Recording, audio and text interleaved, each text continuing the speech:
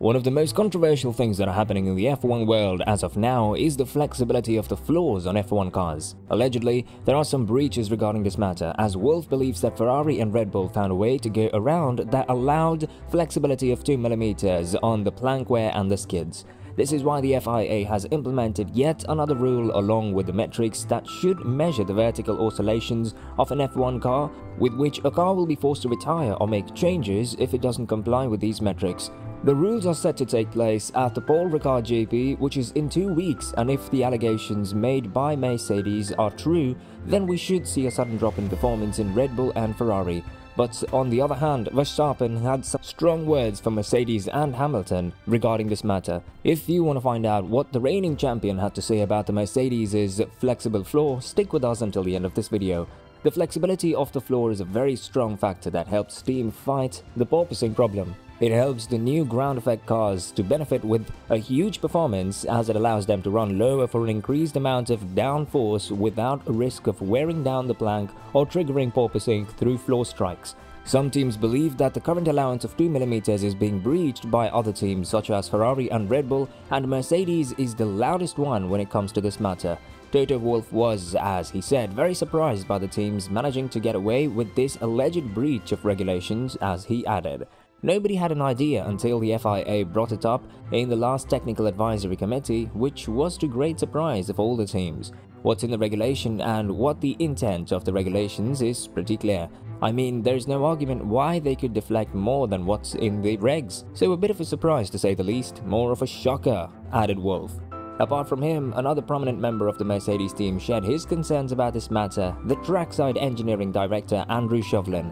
When it came to light, we realized there are opportunities that we've perhaps not been taking or exploiting, so it won't affect us in how we run our car. It may well be it affects our competitors, and by virtue of that, we move a little bit closer, added Chauvelin, saying that the clamp down on flexi-floor tricks would help level the playing field by pegging some other teams back. Well, according to Red Bull and their champion Verstappen, the approach to this matter is very questionable to say the least regarding this problem.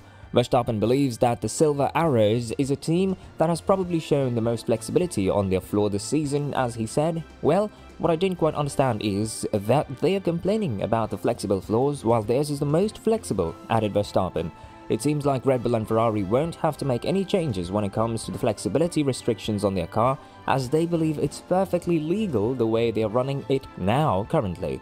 Apart from this problem, Verstappen and Hamilton entered into yet another clash with words. Although it wasn't something as in 2018 when Verstappen pushed and shoved Ocon in his garage, it seems like the Dutchman still holds a grudge when it comes to 2021 Silverstone and the way that he'd been taken out in corps.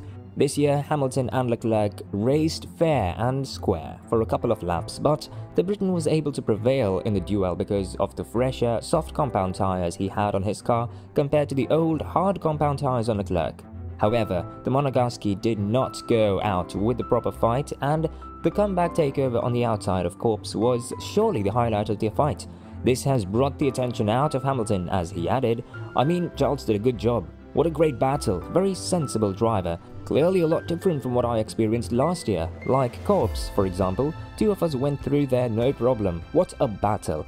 We had to have the tyre deficit to get past him, but yeah, really amazing weekend," said Hamilton in a Sky F1 interview, taking a slight cheap shot at Verstappen, hinting that it would have been possible last year to go out without an incident.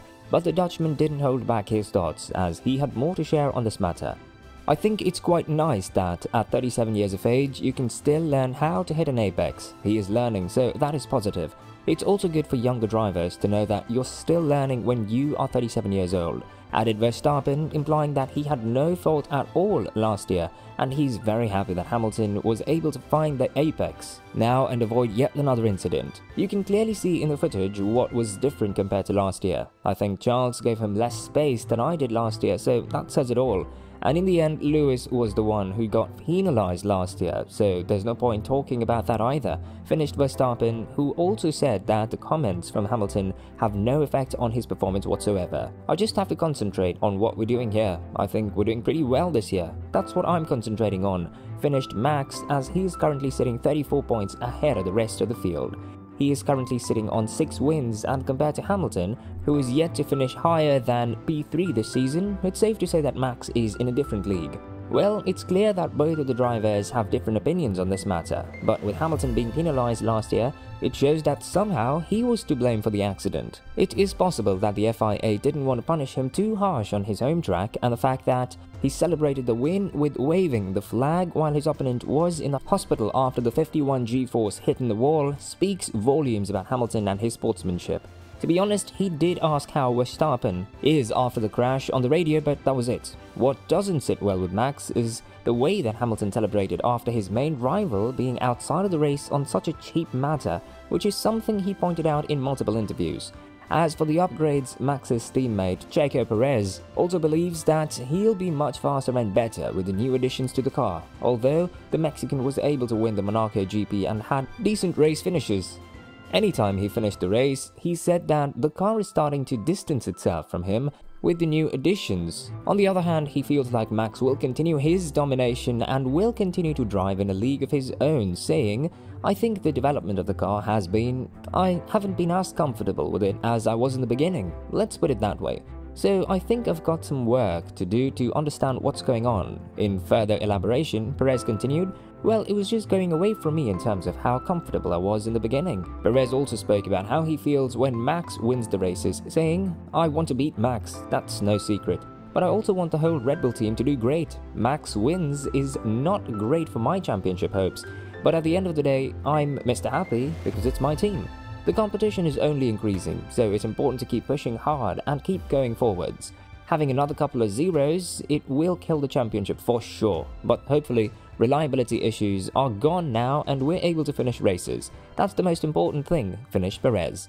With this statement, it's likely that Perez believes that Red Bull has prioritized Max with the car updates, as he cannot seem to get a full grasp on how the car works with the new concept. Maybe it's his fault that he doesn't understand and cannot adapt to the car the way that Max does, which just goes to complement Max's driving style and generational talent. Perez was able to cut some important points from the lead that Max had in Silverstone, as he managed to finish P2 while Max ended P7.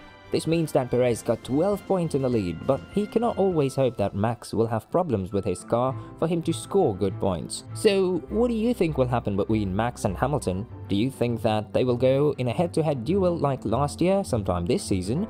Or do you think that Hamilton and Mercedes are just way too far behind Red Bull, which was shown with the overtakes that Red Bull did to Hamilton and George throughout the season without any difficulties?